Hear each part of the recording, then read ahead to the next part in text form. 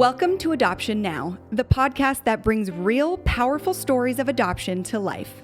Whether you're here to share your journey, learn from others, or be a part of a growing community, you are in the right place. Join us as we explore the heart, challenges, and beauty of adoption. And now, here's another inspiring episode. At the end of the day, I choose you. Hi, welcome to Adoption Now podcast, telling your adoption story. I'm your host, April Fallon. We are excited about National Adoption Month. It's a huge month for us where so many children get to finalize on their forever homes. And so if you are one of those families, we are definitely celebrating with you. If you're new to Adoption Now, we tell stories from the perspective of the adoptee, the birth parent, and the adoptive parent. And it's really important to bring those three together in equal parts to have a voice. You have to understand all three to understand the triad. And I really believe when you understand that, we see healthier adoptions. I'm super passionate about healthy families, healthy kids, and just people who are really dedicated to understanding what they're getting involved with when they start the adoption journey. Today, I have our co-host here, Jordan Moreno. Welcome to the show. Thank you. I'm so happy to be back. This is fun. I love this environment. Every time we get together, I feel like we're just really hitting a groove. So it's fun. I know. Our one show did so well, and it was called Adoptive Mom Club. Yeah. And that was, I think I had so much fun on that show, just talking and listening to it and editing it. I was cracking up and just getting moms together to talk about how much we've changed as moms, going through adoption, but also just how much we relate to each other and we can laugh about things that are challenging or hard. You really need an adoption community. I say that all the time, but nobody is going to understand adoption like another mom who has adopted. And it doesn't mean you get rid of your other friends, right? Your friends and your family, they're going to stay there. But sometimes there are questions they can't answer, or they'll say things like, oh, that's totally normal. And in your heart, you're like, I really think that's an adoption thing. Yeah. I don't know if that's normal. Or your child is starting to ask you questions about adoption and you're like, I don't know. My other friends aren't telling their kids about a birth mom because they are the birth mom, right? And so you go to your community and you get the answers that you need. Yeah, it was great. And I'm adding adoptive moms to the Adoptive Mom Club. Yes. Every time I see them, I'm going to grab them, bring them in. Yes. Because really, like each step along the road, we can help the person behind us, in front of us, ask questions and truly get it. And, that's exactly what you said, is to someone that understands it. Because if you haven't gone through the adoption process, it's not the same. You need the friends that will just like hug you because you need to be hugged. But then you also need the moms that are going to be real and say like, oh yeah, we went through that and whatever. Yes, this is what we learned. And I think that Darcy was really fun because I had people say to me between the episode that we just interviewed her and then when she came back on as a mom, they're like, she was funny.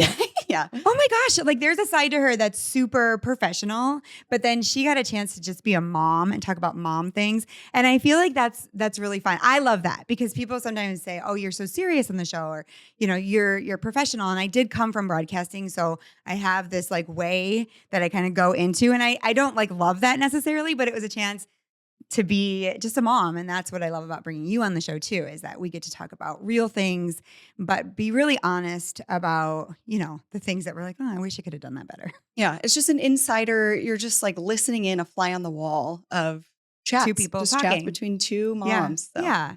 And if you're gathering people, bring them to Patreon. Yes. We're growing Patreon, our community. You get to see the podcast being released early. That's exciting. It is. You get to see behind the scene things and you get Adoption Now stuff. Noah was like, what is swag? Like, why doesn't anybody know what swag or merch is? Adoption Now stuff. So it's a fun place. So let's grow that. And you're doing an awesome job. Thank you. Yeah. All right. Let's talk about a very important topic on your journey. You have one daughter that you adopted and you have one son that you gave birth to. And I know that you changed a lot in the process, but I want to talk about when you started and the fear you had, because we get that a lot. The people are just afraid. I'm afraid to start. I don't even know where to look. Let's talk about that.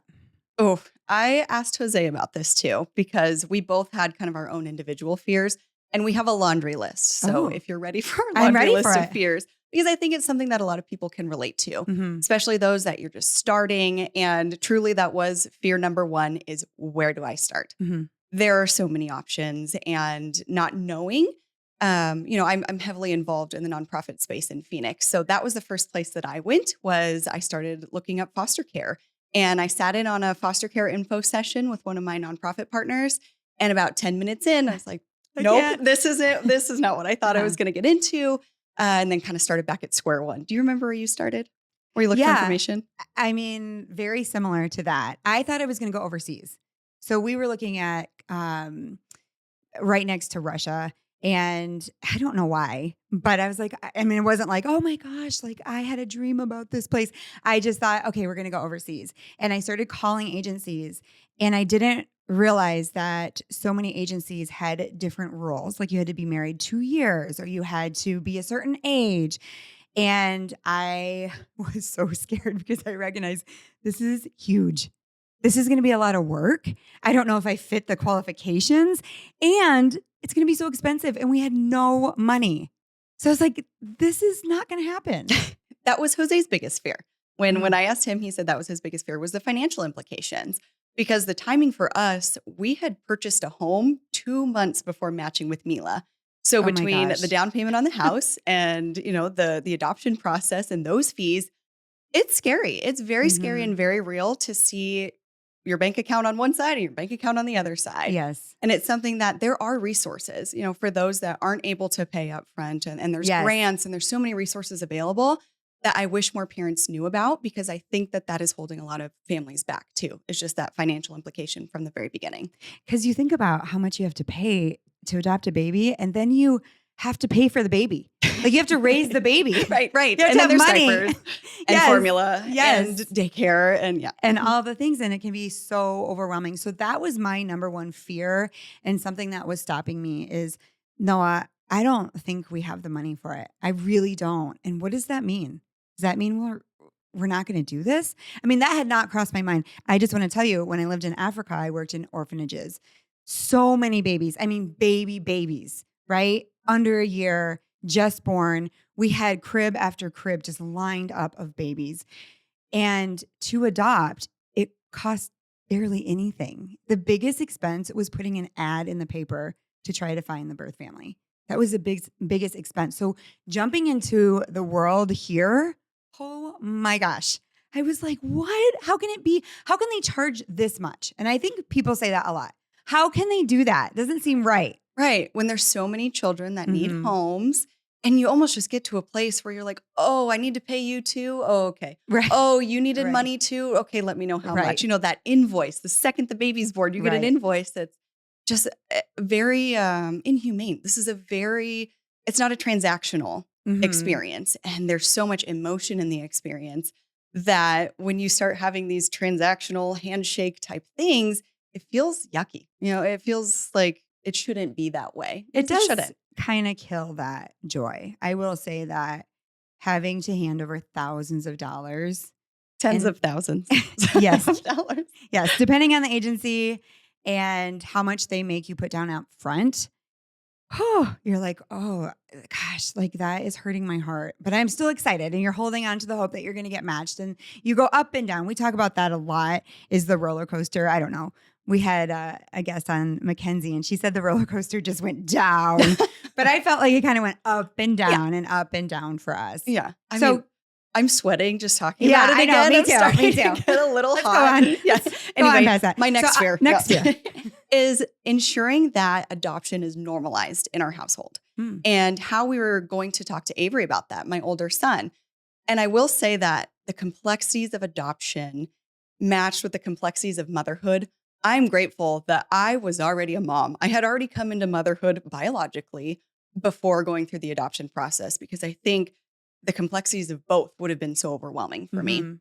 Oh, So yeah. ensuring that normalization of adoption in our household and how loved they are, both of them.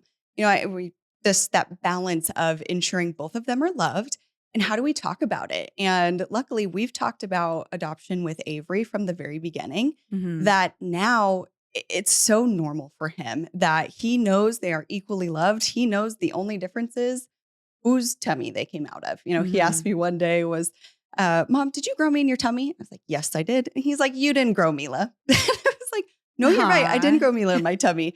And then I was ready for more questions. I was ready to Mhm. answer and see where it went. But then he just ran off and played like it was nothing. Okay, we'll circle back around to that when you're Yeah. ready. Well, But it will be Mila that will be like, I don't know how I feel right, that I didn't grow in your tummy. But right. I don't know. I'm telling you, I think her personality is going to be like Lily. And Lily's like, no big deal. No, I'm she's pretty still tough. awesome. She's pretty Yeah. tough. Yeah.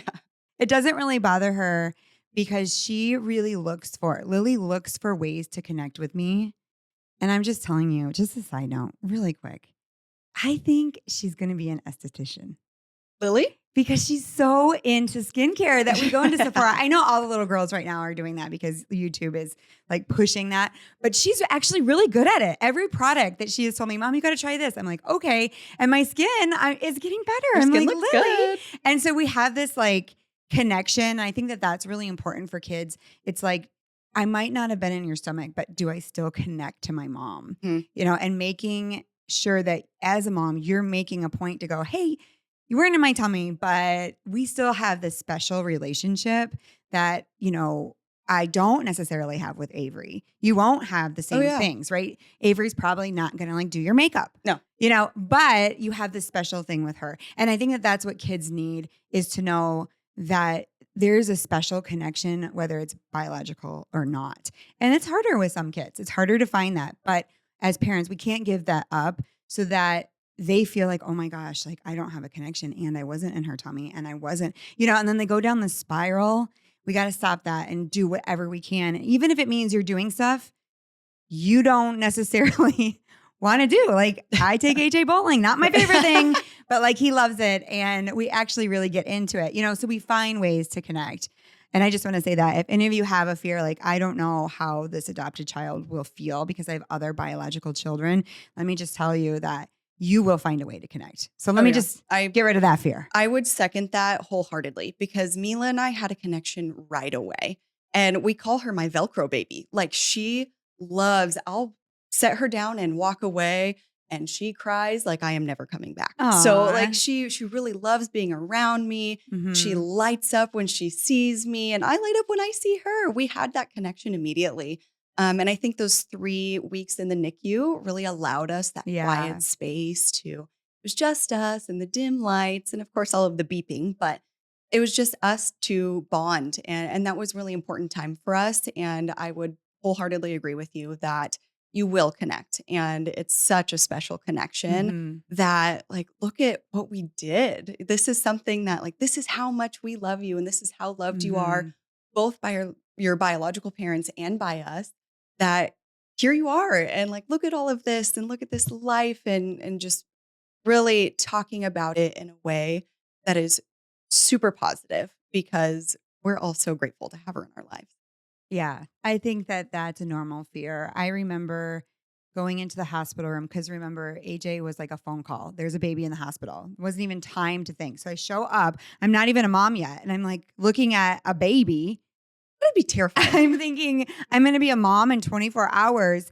And every bad story that I had ever heard in my life on the news 2020 came into my head. It was weird. I mean, you're looking at this little baby and you're like terrified that you're going to be one of these stories, right? Or even I remember seeing that movie. I always talk about this on the podcast, but I saw that movie, Losing Isaiah, where the lady didn't get to adopt the baby. And you're like, oh my gosh, this is definitely going to happen to me. You got to calm all that down. I remember talking to our social worker and she's like, okay, well, that's a movie. Yeah, right. It's a movie So, for a reason. Yeah, yeah. But that 72 hours in Arizona, it's 72 hours that the birth parents have to change their mind. That Mhm. 72-hour Yeah, fear, it's so very scary. real. Mhm. And that is a fear that never went away. Every time I said yes to adoption, there is that fear of 72 hours. Some states are months that she could change her mind or that another family member can come forward. That is so scary. That is a real fear that you do have to go to God with and pray during that time or in the hospital. It might happen. It might happen. I want to encourage you. If it happens, you're going to be okay. I know that's really hard to believe because it's so, I've been through it and I didn't think that I could get through it. And then the baby that was supposed to be with us came, right? So I got to the other side, but that fear is real. It is. And especially when we're both sitting in the hospital, we're in two different levels. I'm on the NICU level, she's recovering. And every night when I left the hospital, I had the same dream, was that I showed up the next morning, baby's gone, birth mom's gone. And I'm looking around at the nurses like, hey, what happened? And they're like, oh, she decided to parent. She's gone. Like as if, hello, like, nobody told me. So every single night for those 3 nights when I went home, I just had the same dream over and over. And it is one of those things that you have to relinquish control. Yes. You have to understand. You have to take captive of those thoughts because they're not from God. Unless he's trying to prepare you and warn you. Yeah. A lot of it is just fear. And you have to be able to say, no, I'm not gonna give into that. I'm just gonna keep showing up and just keep walking forward. I remember when we finalized on AJ. So ours was 6 months, which is why we didn't continue to adopt in Denver. We went to a different state that had different laws, but 6 months, 2 weeks to relinquish, but she could come back at any time until finalization. And I remember showing up and first of all, he put his little hand up too when we signed in. He was 6 months and we have the picture and he has his hands up and our hands are up. And the judge loved that. She's like, oh my gosh. And I was thinking in my mind, what if she doesn't say yes? It's not even a possibility. So I shouldn't have even said that. Don't have that as a fear, but it was my fear. What if she looks at everything and goes, no, you can't parent. And everyone's like, that doesn't happen. We've done all our paperwork, but she finalizes. And I remember going out and everybody's hugging. And I remember sobbing. My mom flew in. Noah's parents were there. And I was like shaking, crying. Like my body had held on to that fear for 6 straight months. And it was over. And he was ours. And I couldn't control the release of just like feeling like this is done. And I know that fear was living in there. I wasn't trying to give in, but it was sitting in there. And so if you're there, we are telling you it's normal. We walked through that, totally normal. And we have our children and we walked through it and we were okay. Yeah. I did the same thing at the finalization. And I'm a crier to begin with. I've never seen you cry. Like not even once. Just wait. I can't wait. Yeah. The longer you're around me, I'll for sure cry. Okay, you're hiding it from me. Yes. I'm just so professional. But I'm a crier. And so through the entire meeting, when you have to raise your hand, you have to say something. And it's like you couldn't even understand what I said. And so then, of course, Jose is so with it and calm, cool, and collected, put together in any situation. And so they like kind of just moved on past me and then went to him. But they're like this mom. Yeah. And Avery had his little hand up too. Oh, it was so cute.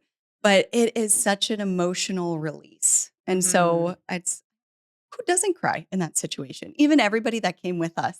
We had a ton of family. We packed that courtroom and everybody was crying. You heard all the little sniffles. They were passing tissue boxes around. It's monumental. This is huge. This is the rest of your life and the rest of this baby's life or this child's life. So I think it's valid to cry. I just want to say for all of our listeners that have finalized or are about to finalize this month, we are celebrating with you. Send us pictures. Yes, send us pictures.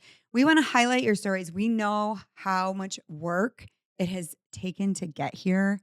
And this is your day. You should celebrate it. I know there are a lot of people on social media that aren't as thrilled, but you need to just go past that.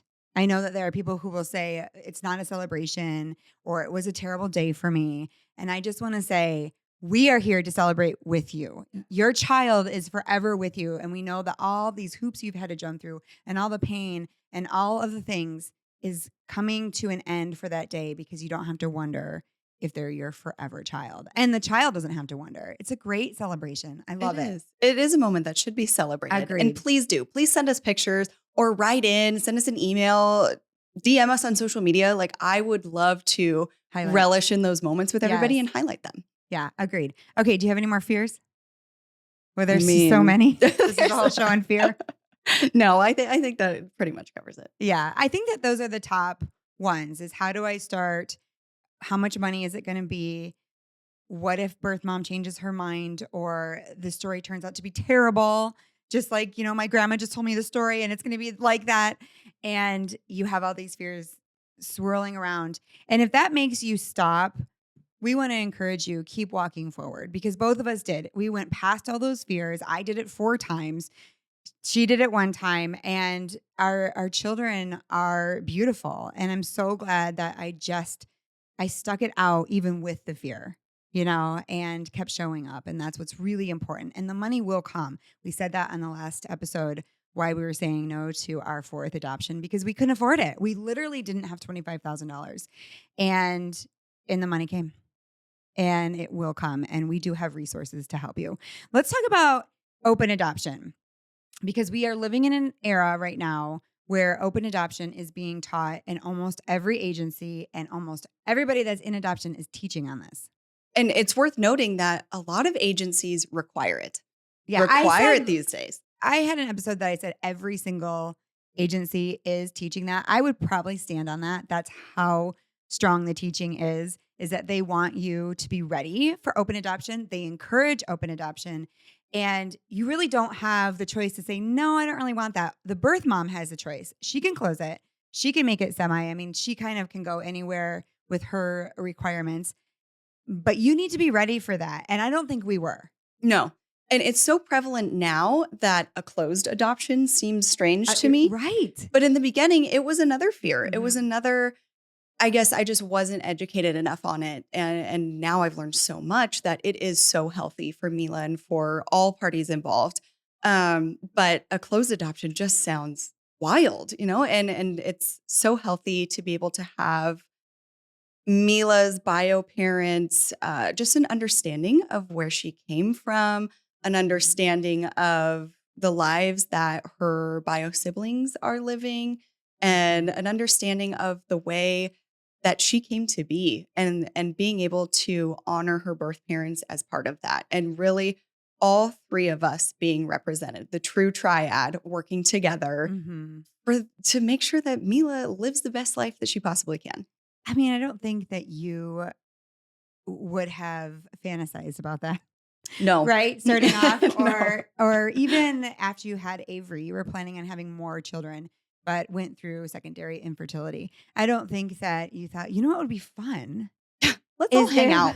A triad was happening with my know. parenting. Absolutely. Let's add a bunch of people in and see how it goes. Yeah. And it's truly the situation that you're in. And I think for people to think about it, like we're so used to it now, but I think as people are trying to go through the process and they're dealing with not being able to have a child, right? All of these things. And then also thinking about a triad going on. Right. And the expectations. I think that's something that, you're not skipping down the beach holding hands if you don't want to. There are some people triads that do that. Yeah. But that's kind of what I pictured. Like, oh, are we like splitting time? Are they going to show right. up on are the we weekends? Co-parenting. You're right. not co-parenting. It truly is more of a balance, a balance and control for the bio parents and for the adoptive parents. And it's really about communication. I think that each situation is different depending on how healthy that is for the child. But it's beautiful that you're able to navigate that together. Maybe it's more communication, maybe it's less. And yes, there is a formality and a legality to you have to send 1 picture per month for the first year of her life. But past that, legally now, I only need to send a picture once a year. But I have a true relationship that I want to reach out. I want to let them know about milestones because I know that they also enjoy that. Right. If they didn't enjoy it, that'd be one thing. But every single time they say, this is perfect timing. Thank you so much for sending this. I can't believe that she's talking or she's still not walking. 15 months, still not walking. Lily. It's Lily. She's going to be a great reader. They look alike. And she's going to be a great storyteller. That's what they told me when she wasn't walking is that children that walk late are great readers. And I was like, I think it's totally true. Well, we'll see. She's definitely my one that loves books more than any of the other ones. And they all walked on time. And she didn't walk till 23 months. So, yeah. But we were holding her all the time, I'm too. going to have one big bicep if it's 23 months. What you need to do is bring another baby home. That's what Oh. made Lily stand up. She's like, are you kidding? I'm not on the floor with this baby. This is a baby And she down started here. walking. We also said, and I don't know if Mila has this too, but Lily had the tiniest feet that we said that she looked like a ice cream cone. Oh. It went down to like a point, and like her feet were so tiny. We're like, maybe she doesn't have any balance. But her feet finally grew and she's walking. But that's so cute. Yeah. Okay, so open adoption is something that we have embraced. But if you are thinking this is really overwhelming, I do want to say the thing that Jordan has just explained is right on point. Communication is key. And if it's something that you're nervous about, just walk it out because you might find you love the birth mom more than you thought you would. You might find that she is going to be a friend or you might be a mentor to her. You don't know what your story is going to be. I remember going in, I was really nervous about it. I was like, closed adoption. I just want to raise the baby. Then we went through all the training. And then I flipped on the other side that I want to be best friends. Oh my gosh. And our first adoption was closed. All this training, all this heart change, all You were these ready? prayers. Yes, I was ready to skip down the beach. I was like, oh my goodness. I never thought that I could have somebody to have this experience with, to have somebody love your child as much as you do and care about the things mother to mother, right? And to send pictures and to be excited. I recognize that this relationship could be so amazing. And I love relationships and people. So, of course, I quickly changed and then it was closed. And I think I grieve that more than starting off being afraid of open adoption. I grieve That's the fair. closed adoption. Yeah. You almost like lost a relationship that Yeah, you never or had. like a hope Yeah. that we were going to be on the beach. But I think that the point is sometimes you think in your mind it's going to be this way. And every time I thought it was going to be a certain way, it wasn't. So my heart had to be open. I recognized open adoption meant a lot more than just open with the birth family. It was being an open person. It was being open on the journey. It's being open to talking about adoption. It's being open with my children. It's being open with her. Open means open. Yeah. It's just a huge word that encompasses everything that adoption now is all about. Like if we could boil it down to one word, it'd be open. That's such a good point. It really is. And normalizing it, that it's open. You are open to the idea. Mhm. You are open to the past. You are open to the future. And I think you do a really great job of normalizing the culture of adoption. You know, we talked about cultural day at school and you brought it right in there. Like, yeah, this is part of it. Let me tell you about my adoption and AJ, little angel. Oh my goodness. We talked about him last episode. Noah and I, we did a great episode on the whole situation as a bear. AJ as a bear. He's in it as the mascot. I'm telling you. He's like, I'm just going to go anywhere I'm invited as Adoption Now Bear because people need to know that this is important and it's an important part of our culture, right? With 1.2, I know I say it all the time, 1.2 million people waiting for babies and adoption being, last time I looked, $13 billion industry. It's happening more and more, right? It is a part of our culture. It's not just a tiny little niche of really sweet people that want to do something nice. This is huge now. And our community is growing fast and we want you to be a part of it. But if you say yes to adoption, I want you to know you're saying yes for a lifetime. You're not saying yes to bringing home a baby and pretending you never went through it. Right. Don't make your child do that either. Teach them to be open. And if you're nervous, I would say practice. Practice talking about it. Get ready for people to ask you. Get ready to answer with a smile and go, yes, she's adopted or he's adopted. Your children are depending on how you are responding. And you have to do it in a way where you're pumped and you're excited. And if somebody says something negative, you're like, what a bummer. You know, we get negative Get things. you out of here. It's not always great. Yep. But we're like, oh, that's a bummer. Like we almost feel bad that that person has such a negative feeling or, you know, throwing any shade on us. But we're not going to let that stop our openness and positivity and the joy of it. Now, listen, it doesn't mean that every day they are like, I love this. There's a lot of pain. We're being really honest. And there are days where, you know, Malia will say, or AJ will say to me, well, AJ will be like, I just don't understand how somebody could not take home their baby. Like to him, a baby is the most precious thing in the world, right? How is a mom not taking that baby home? Like he just can't. And then Malia now has kind of started asking me, but she calls little kids sweeties. So like Avery and Mila are your sweeties. Okay. And or she meets her teacher's kid. She'll be like, oh, I met my teacher's sweetie. And her little dolls are sweeties and they're sweeties to her. And she's like, Mom, why did my birth mom not keep her sweeties? And I'm like, that's a really hard thing to answer. And she loves you. She loves you. And she loved you and Vivi, but she couldn't, or whatever the story is, you have to be honest with them. But still, they were feeling like identifying with the pain of their birth mother not keeping their sweetie. That's a pretty adult thing to think about. It's for a very 7-year-old, complex. you know? And I didn't want to bump her out of that or make her feel bad for feeling bad, right? I just allowed her to tell me how she felt. And then she could stay in that. And she did for a little bit. And then she went back to playing. And I think the adoption culture piece has brought up a lot of questions for her. She wanted to see more pictures. She asked me about her siblings. She was concerned about them with the Florida hurricane. She made that connection that was happening. That's where they lived. Like these are all new things. So when you do talk about it more, get ready.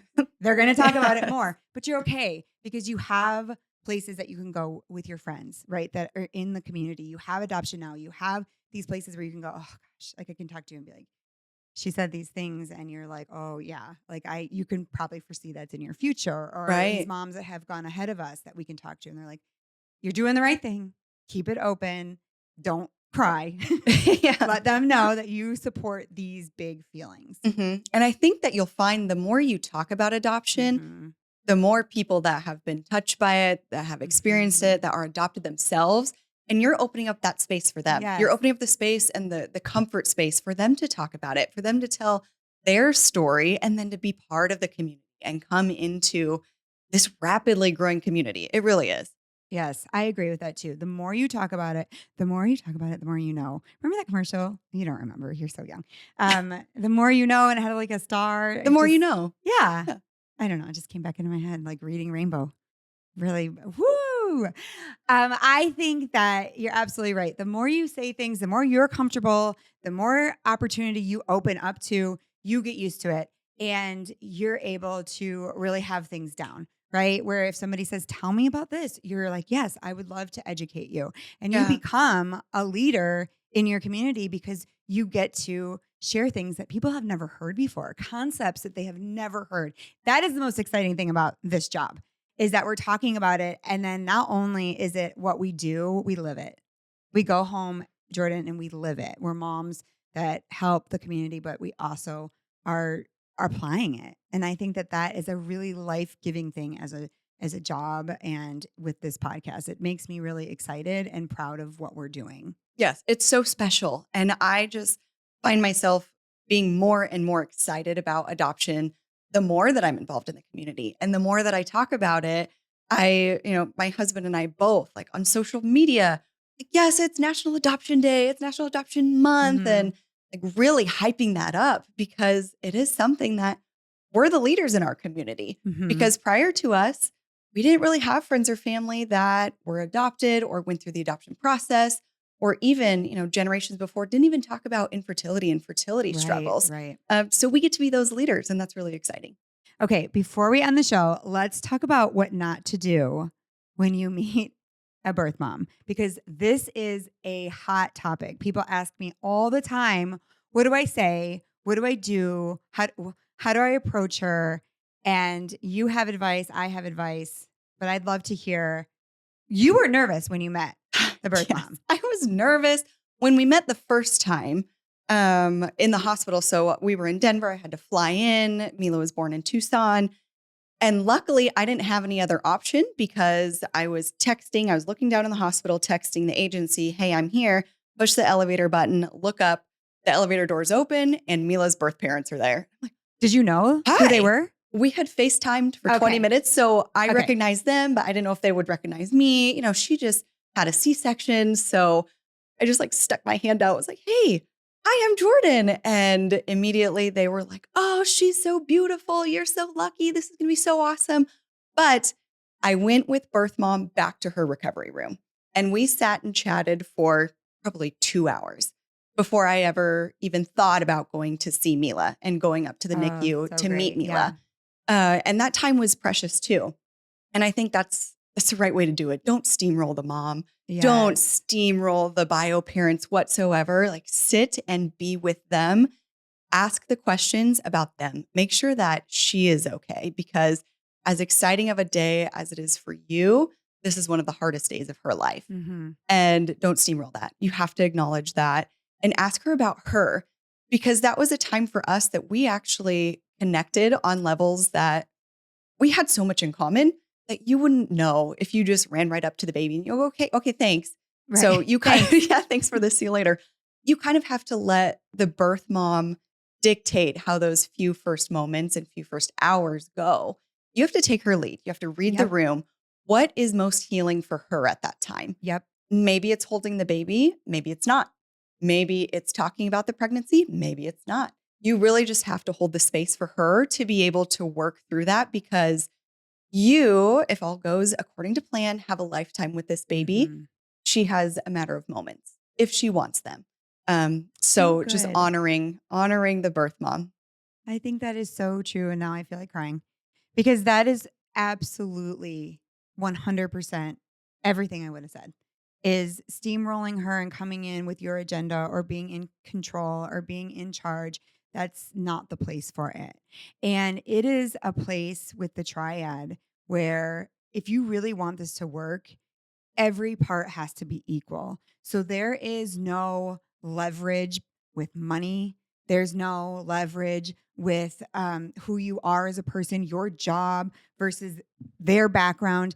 Everybody is equal because let me tell you something. She has something you can't do. And that gives That's deep. her, yeah, I mean, that It's gives her that powerful. leverage, right? Mhm. But she's not going to hold that over you per se. And so you come in, a lot of times I feel like adoptive parents are put in a position where they're kind of like heroes.